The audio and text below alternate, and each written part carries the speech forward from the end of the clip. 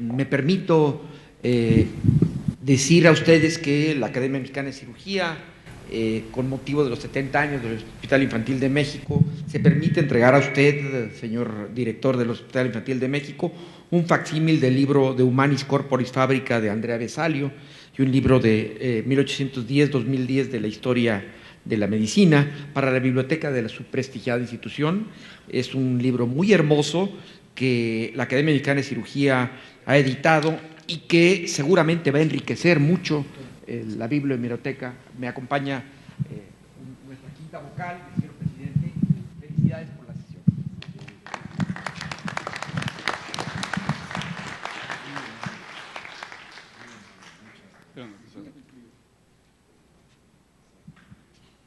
Muchísimas gracias, doctor Reyes, y muchas gracias a la Academia Mexicana de Cirugía por estos obsequios para el hospital. Créanme que seré el conducto para que queden a buen resguardo, porque son documentos muy importantes para los médicos y para la salud de México. Saludos desde Acapulco, como siempre les he dicho. Felicidades por realizar este tipo de videoconferencias y gracias por enviarme las invitaciones. Quiero felicitarlos por excelente simposio. No es una pregunta, es simplemente un comentario.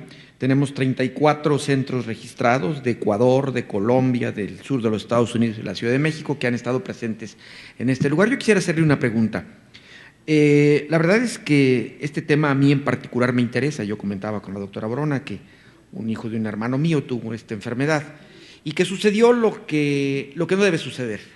Un gastroenterólogo de la familia, o sea, yo, revisé a mi sobrinito, lo vi creciendo gordito y amarillo después de la tercera semana y entonces, pues, como yo llevé pediatría en el Hospital Infantil de México, sabía yo con el maestro Torroay y Torregrosa, sabía yo más o menos de qué se trataba y le comenté que posiblemente era un problema congénito de vías biliares. Mi hermano fue a buscar a otro pediatra que le dijo que tenía un síndrome de bilis espesa y luego a otro que le dijo que tenía hepatitis o alguna otra cosa y finalmente cuando llegó al Hospital Infantil de México pues era más de los 4 meses. Entonces creo que es muy importante el mensaje que ustedes han dado, el diagnóstico oportuno que en ocasiones aunque se haga el familiar tiene reticencia a creer eso, ¿verdad? A pensar que su hijo tiene una enfermedad grave.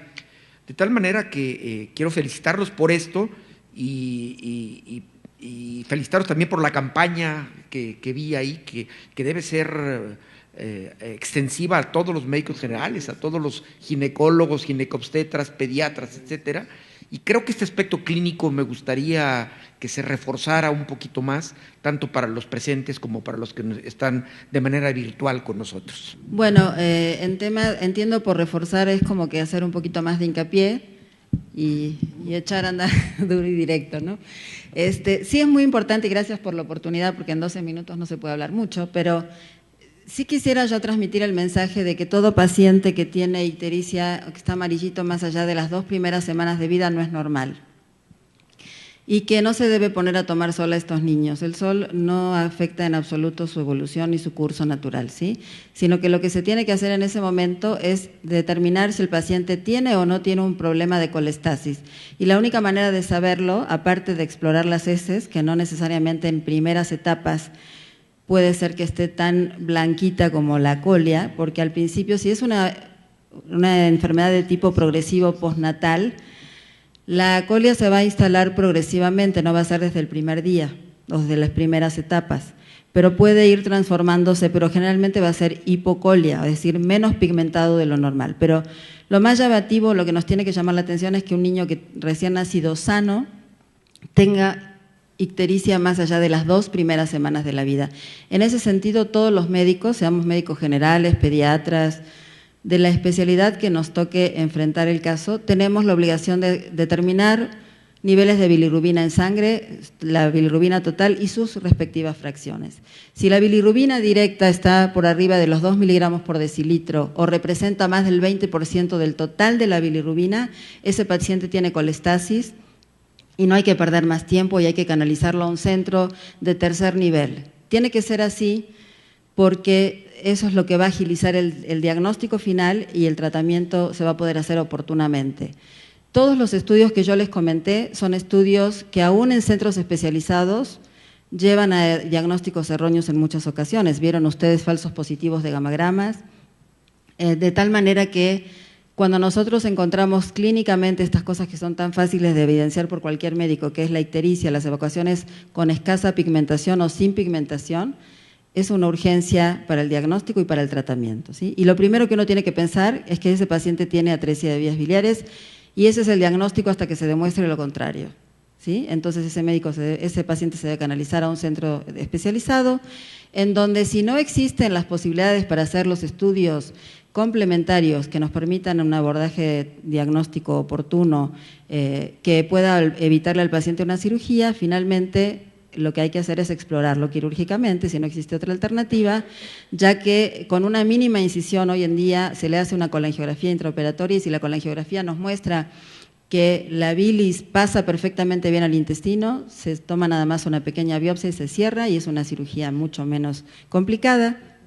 Y si realmente se documenta que no hay paso al intestino, esto tiene que terminar en una cirugía de derivación, es decir, la cirugía de Kasai que ya fue detallada previamente. No sé si esto alcanza para que quede claro, si no… Yo creo que sí, muchas gracias, doctora. Me quedé un poco con esa idea de pensar que a lo mejor con su experiencia nos hubieran podido brindar cuál es la frecuencia en comparación con el mundo de esta enfermedad desde el punto de vista genético, ahora que tenemos un Instituto del Genoma Humano, cuál es la posibilidad del diagnóstico en comparación con el primer mundo y con incluso la comparación con Latinoamérica, en dónde estamos parados en ese efecto de diagnóstico, y la otra es por qué no tenemos la posibilidad de hacer trasplantes de los padres al hijo en vez de estar buscando el trasplante cadavérico. Si el padre, yo creo que si a mí como padre me preguntan acerca del trasplante hacia el hijo, sería muy rápido y eficiente. ¿Cuál es la dificultad para obtener este trasplante del padre o de la madre? Tenemos una incidencia entre 9 y 12 mil, de uno por cada 9 a 12 mil recién nacidos vivos. Es decir, estamos entre los 5.000, que muy frecuentes de Taiwán, y los 18.000 de Europa y los países con población predominantemente caucásica.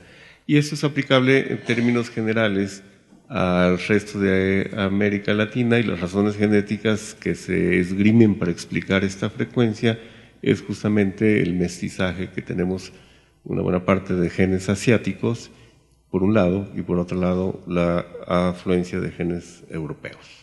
Nosotros hemos efectuado ese tipo de trasplantes, pero es una misconcepción frecuente pensar que todos los padres pueden donar. En primer lugar, muchos niños acuden de familias monoparentales y no pueden donar los padres. Muchas veces hay contraindicaciones médicas por el grupo sanguíneo, por el estado de salud de los padres, por anomalías vasculares del origen de la arteria hepática o de la vena porta.